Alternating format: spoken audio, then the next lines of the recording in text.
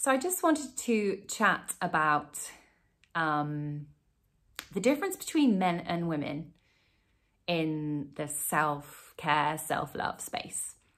And I'm saying this from my point of view as a female. And I'm also not suggesting that everyone might be like this. This is just my experience and what I see and hear. Because I find myself within this space. I do follow a lot of women in this sort of space. You know, I enjoy listening to their thoughts about, you know, self-love and self-care, and, you know, and I resonate with that a lot, which makes sense.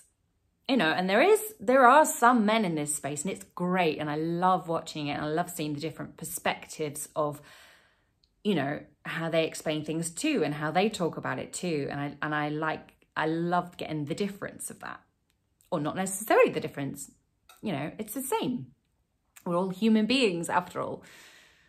But I'm very aware that we are different. So when I listen to men talk about, you know, staying consistent in this space, you know, staying consistent and going to the gym every day, eating a certain thing every single day, doing something every single day, I'm aware that I'm cautious about that for myself, because I can totally see the benefits of this. And if you are a woman that can do this, then great, wonderful. But I know for me, I can't do that every day. My own cycle, I just can't do that every day. I cannot be as consistent as I would want to be doing the same thing every single day. And it is easier for men to do that. Again, I am generalizing here, but in my opinion, mostly it is easier because they have generally the same level of hormones throughout the month. You know, they just have the same circadian rhythm that we do throughout the day.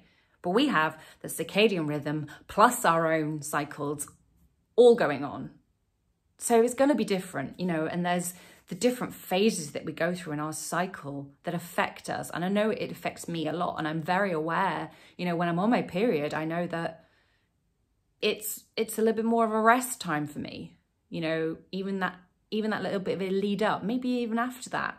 But I certainly get spikes of energy, you know, in the ovulation phase, you know. And once I started tracking this myself, I learnt to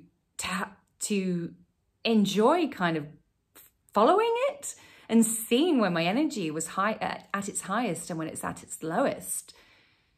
You know, and once you know that, you have the power to stay consistent, but within different things. You know, you don't have to be consistently going to the gym and doing, like, you know, whatever you want to do the same every single day. You know, you might change it up a bit. Okay, it's this time of the month. Let's do some yoga, or, you know, I'm going to do some cardio this time. You know, and I think finding those moments for ourselves as women is incredibly important. So I just wanted to say that, you know, we're different. We are different, you know, and I think that the more we know ourselves, the more we get to know ourselves and how we work, the more power we can have in this space, and the easier it is for us to stay consistent.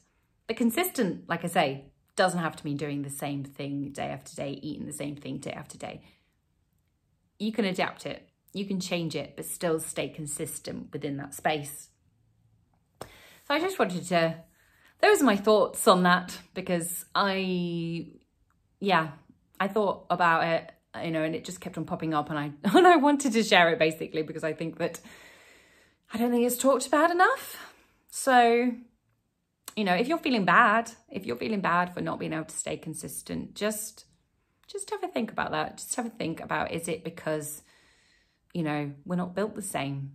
You know, we have, you know, we have our own cycles.